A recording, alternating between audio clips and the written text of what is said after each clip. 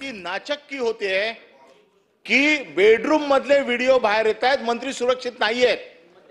जनतेची सुरक्षा ठेवा बाजूला, मंत्र्यांच्या सुरक्षतेचा प्रश्न निर्माण झालेला आहे आज. आणि जाहीर कार्यक्रमात पुन्हा सांगतायत की पैसे कमी पडले तर आम्ही देऊ, पैशाची बॅग दिसते.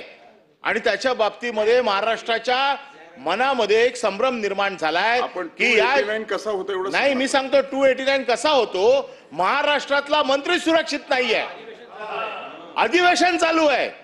जर महाराष्ट्रातला मंत्री सुरक्षा नाहीये आणि इथे जनसुरक्षा विधेयक आणलं जात आहे, तर महाराष्ट्राच्या मंत्र्याच्या सुरक्षतेसाठी आणि त्याच्या बाबतीमध्ये पैशाची बॅग दिसते, ज्याच्यावरती इन्कम टॅक्सची नोटीस आहे, तरी देखील धीट मंत्री पैशाच्या बॅगा घरात ठेवत आहे. आणि अगदीच काय नाही तो, अहो सरकारतर्फे 2-2 कपडे तर द्या, सगळे उघडे फिरतायत.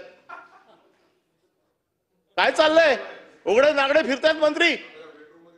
नाही नाही, पण बेडरूम मधला व्हिडिओ आला कसा बाहेर? बेडरूम मधला व्हिडिओ आला कसा बाहेर? आमचं म्हणणं तेच आहे की बेडरूम मधले व्हिडिओ बाहेर येत आहेत, याचा अर्थ मंत्री सुरक्षित नाहीये. मी बेडरूम मध्ये सूट घालून झोपा असं सांगितलेलंच नाहीये. माझं म्हणणं असं आहे, बेडरूम पर्यंत तुमची यंत्रणा पोखरली गेली आहे. डिजिटलायझेशन फ्रॉड हा जो आहे हा मंत्र्याच्या घरापर्यंत गेलेला आहे. आणि त्याच्यामुळे मंत्री जर सुरक्षित नसतील तर सर्वसामान्य माणूस काय सुरक्षित राहील? म्हणून याची उच्चस्तरीय चौकशी लावून तो आलेला व्हिडिओ खरा आहे का खोटा आहे त्याच्यासाठी फॉरेन्सिक कडे पाठवा, त्याच्यावरती SIT द्यावा. पहिले मंत्र्याला सुरक्षा द्या आणि नंतर जनतेला सुरक्षा द्या, असं माझं 218च्या माध्यमातून आपल्याकडे म्हणणं आहे. याच्यावरती माझी इच्छा आहे की आपण सविस्तर चर्चा घ्यावी. 2.5 तासाची चर्चा ठेवा मंत्र्यांच्या सुरक्षेसाठी.